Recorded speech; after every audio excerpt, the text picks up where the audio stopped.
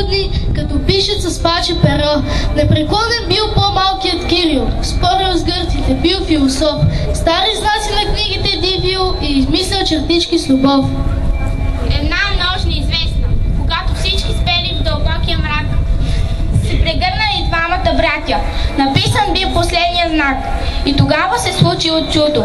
Зашумели горите с листа и реките се втунали лудо. Бели птици запели в нощта. Двама братя скосяха зърна, полето на белия лист и поеха безсмъртни словата да звънят под небесната вис. Вечна мъвия пътят им пише, обещали ги пази от прах и гората с листи въздиша. Все за тях, все за тях.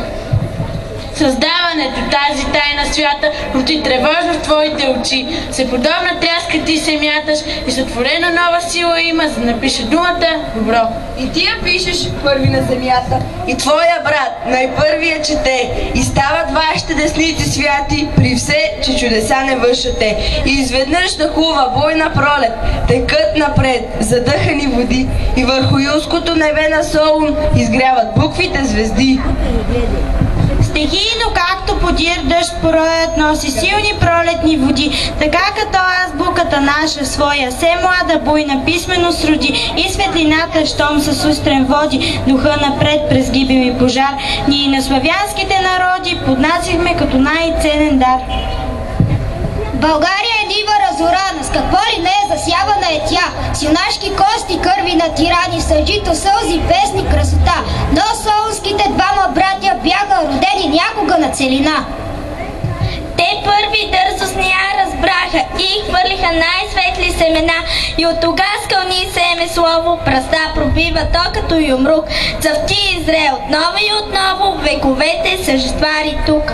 С тази реч славянските народи, далеч в тъмни времена, поведени от Кирил и Методий, създадоха безсмъртни писмена. С тази реч те браниха най-смело и род им е векове наред и не погина славното им дело под варварския кървав гнет. С тази реч те твърдо претвориха земите си в слънчеви страни и на поробения свят разкриха просторите на нови светли дни. С тази реч те днес вървят победно из безпределната славянска шир и срещу врагове последни се втурват бой за правда, братство и мир. Благодарим ви, дразновени братя, за кирилското АБ, за тази вечна светлина